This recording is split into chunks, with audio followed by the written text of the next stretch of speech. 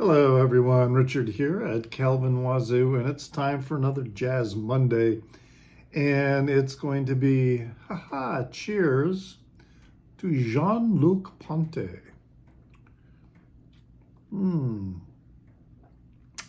Just, gonna have a little sippy this evening while I am making this. So yes, we're up to episode 25. We're talking about the French violinist Jean-Luc Ponty. He's now 81 years old.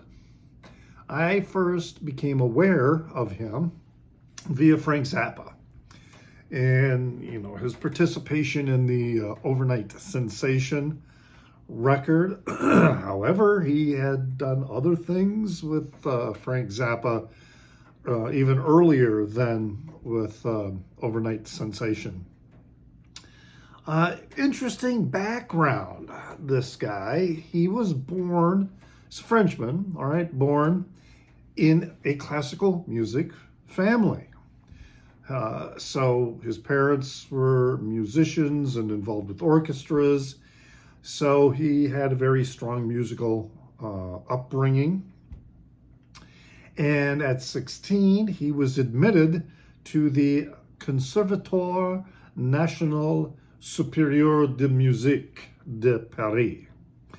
And he graduated 2 years later, all right? So, and at 16, graduates at 18 with the institution's highest honor, the Premier Prix, or first prize. And then he was hired by the Orchestra Lamoureux, which he played with for like 3 years. Well, he became, around this time too, in his particularly his early 20s, just totally enamored with jazz. And he learned to play the tenor sax. I think he also learned to play the clarinet.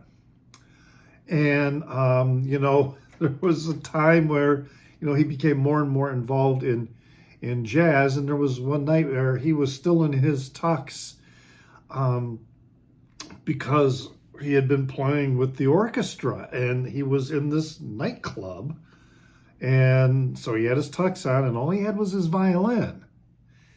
And perhaps on that night is when jazz violin was birthed. And then in 4 years, very short time, he was already well known for jazz violin. I mean, we got blues violin but jazz violin, that was kind of an interesting collaboration, the instrument and that style.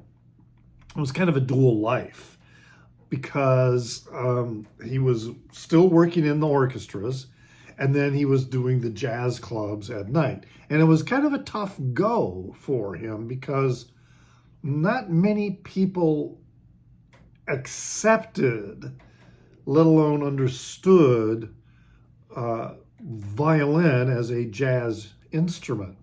But what he did is he largely avoided the vibrato style of playing, and he developed a very, very strong bebop style with his violin.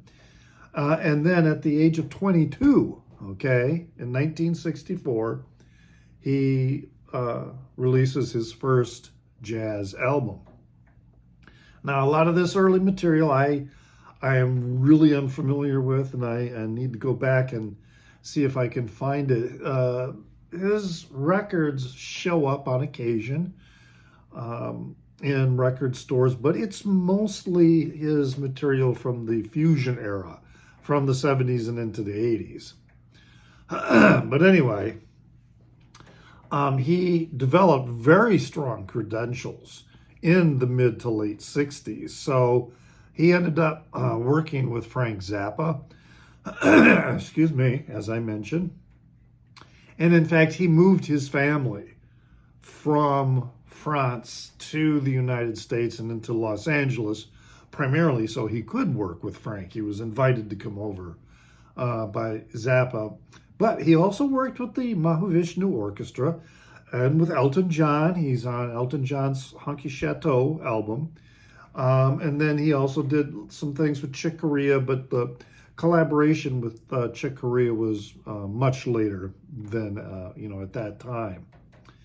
So I've got some records from him, and as I said, I really didn't learn about his influence and his footprint in jazz fusion until I was in college, even though I knew about him playing with Zappa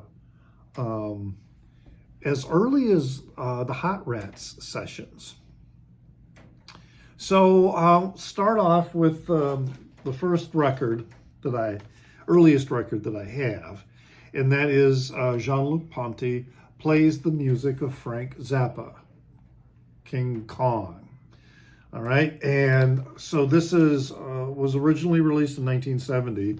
My copy is a 2011 reissue. But yeah, we've got, he's playing all this music by Frank Zappa. So we've got the titular song, King Kong. But he also does The Idiot Bastard Son, 20 Small Cigars. Idiot Bastard Son would have been from We're Only in It for the Money. 20 Small Cigars is from Hot Rats. How Would You Like to Have a Head Like That, which is a Jean-Luc Ponty song or composition. Then we also got music for electric violin and low-budget orchestra. And then America Drinks and Goes Home. He does a cover of that. And he's playing with Ian Underwood. He's playing with Art Tripp, George Duke on some of the songs here. We also got him playing with, Zappa plays guitar on a couple. And then we also have, as I had George Duke, I mentioned. A lot of different people that are on this. And actually, this took me a while to find because the earlier pressings, every time I saw an early pressing, they were just in terrible condition. So I just ended up getting this 2011 reissue. So the needle drop I have for you is his violin solo or work in the titular song King Kong, which, by the way, is my favorite Frank Zappa composition of all.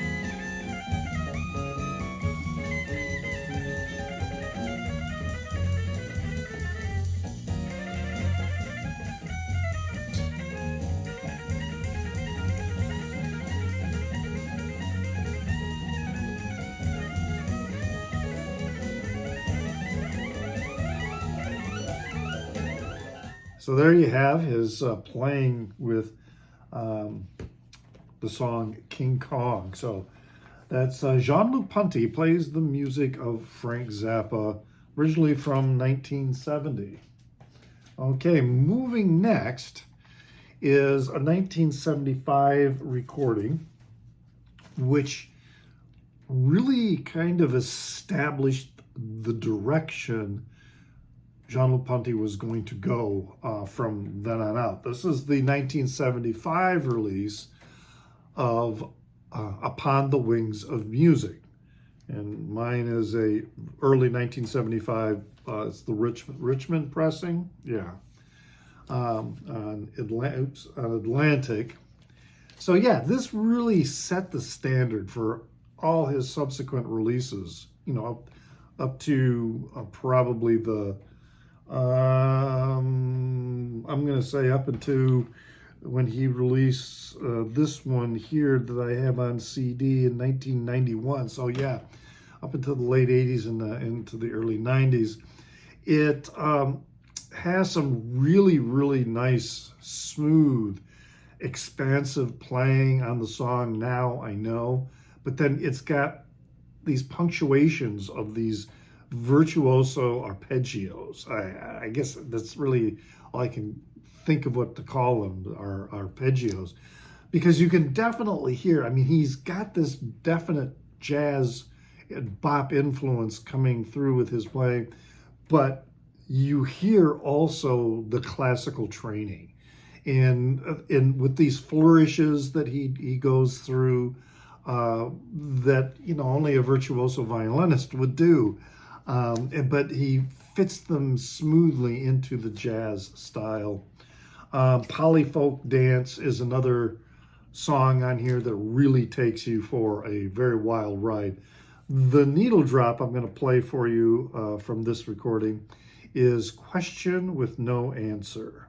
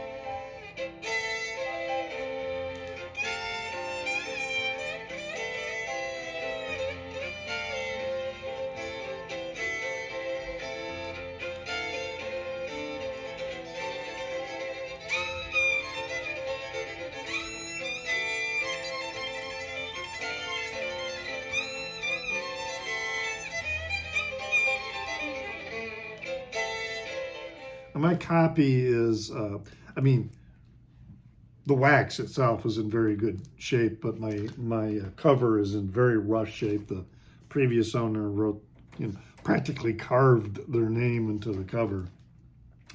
But that was the 1975 recording Upon the Wings of Music. Then in 1976 comes the album that was my first album that was of the solo Jean-Luc Ponty. And that is this one here, Imaginary Voyage.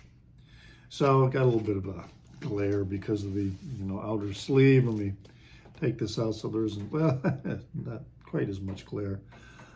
But yeah, this was, I bought this, not this particular copy, but I bought it when I was a freshman at university in 1976. This is the 1976, this one here, the 1976 specialty pressing. I saw him live at that time play at Miller Auditorium at Western Michigan University. He played this album as well as, other pieces. So you've got side 2 is the titular piece, which is a suite, Imaginary Voyage. There's 4 parts to it. And it is just a really beautiful and very audacious piece. The opening track, New Country, very bluegrassy in its sound. You've got this brief violin solo called Wandering on the Milky Way, which he played live, and it just really sounded, remarkable. I remember that. The needle drop that I'm going to play for you, though, is Tarantula, or maybe it's Tarantula.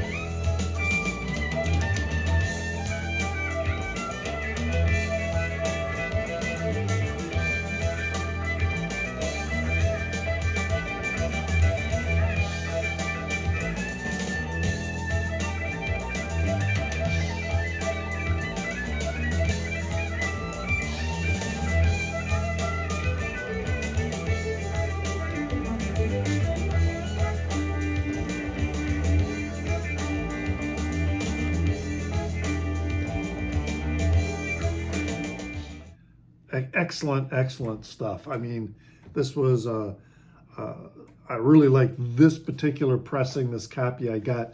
The first one I got, however, was a really shitty pressing. There were a lot of them.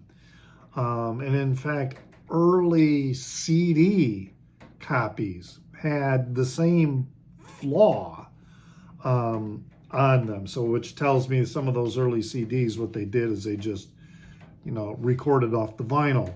And then I finally found this particular copy that didn't have that awful, nasty sound to it. Well then, in 1982 is my next one, and it's another specialty pressing, and it is the release Mystical Adventures. And like the Mysterious Voyage, or Imaginary Voyage, I should say, that was a suite that was on side 2 of that release. This one here, the Mystical Adventure, is a suite that's actually on side 1, Mystical Adventures. And it is a 5-part suite. And it is, in some respects, similar to Imaginary Voyage. However, with this record in general, we're getting less violin and more participation from the other members, the other musicians. So I haven't been reading, musician names that recorded, but with this one we've got, we've got Rayford Griffin on drums, Chris Ryan on piano and electronic piano, Jamie Glasser on guitar, Randy Jackson on bass. We've got some others, on here. It is also got a cover on here that's really quite fun of Stevie Wonder's As. It's very fantastic because of the syncopation. And we also got the closer on here is this piece called Jig, which is also a pretty fun piece. The needle drop I'm going to play for you, though, is from part 2 of Mystical Adventures.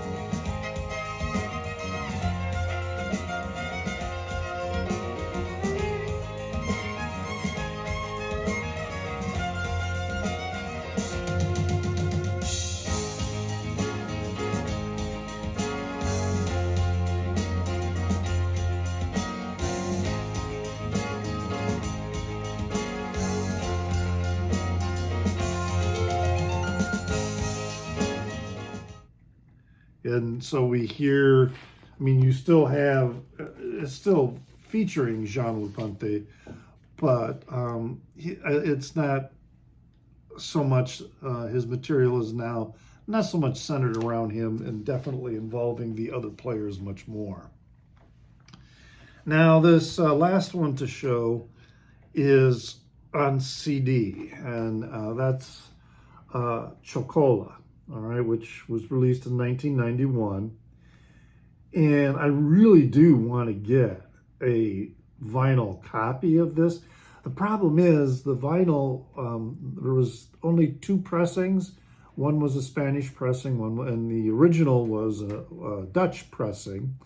So when I happen to think of it and I look it up, I find that, the copy of the record itself can be reasonable, but then you add this shipping, and my God, sometimes the shipping is more than what the retail price of the record is. So I'm glad that I have this on a CD, but I really do wish that I could get this on vinyl. And in this record, he is working with a variety of visiting musicians in Paris. These African musicians. And also there's no electronic gizmos or gadgets on this recording. I mean, he's still playing electric violin, and we've got electric guitar and electric bass, but we're not getting synthesizers and other things in this. And also, it's very much deeply, deeply rooted, the pieces in here, in the ostinato style. So you hear these repeated rhythms, and they're African rhythms, mostly coming from West Africa. They're incorporating the traditional rhythms and also some dances and variations from West African nations such as Cameroon and Nigeria and Senegal. The song Mona Boa is very funky and danceable. That's a style that comes from Cameroon. And I do have a needle drop that I'll play for you that's called Saka Saka.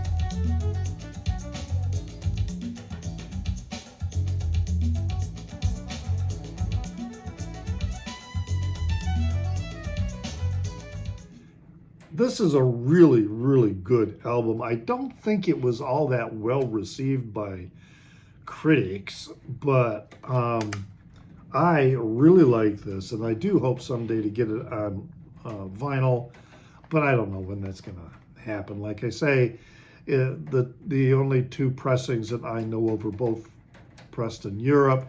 I never see the vinyl in stores here in the U.S. And I pretty much, every time I'm in a store, wherever I am, I'm looking for it, and I just don't see it. But there you have it. Those are the releases that I have from Jean-Luc Ponty, who is still alive in his 80s, been putting out great music ever since his early 20s. And really innovative in bringing his classical training with violin and hard bop jazz, bebop jazz, and then expanding it into the jazz fusion, which is what I am primarily know him for. I would certainly like to explore his earlier jazz releases. So, hey, leave a comment in the down under. Do you have any releases by Jean-Luc Ponty, particularly some of those earlier ones from the 60s. I'd love to hear about those. Please hit the like button, that does help, and you may consider subscribing if you haven't subscribed, but at the very least you could hit that like button because that does help out. You can find me on Instagram as NewsDude76, that's NEWZDUDE 76. I have a Facebook page called Calvin Wazoo.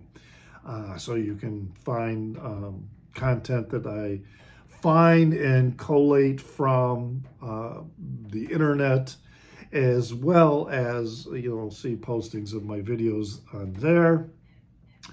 And as always, remember to pray for the people inside your head, for they won't be there when you're dead.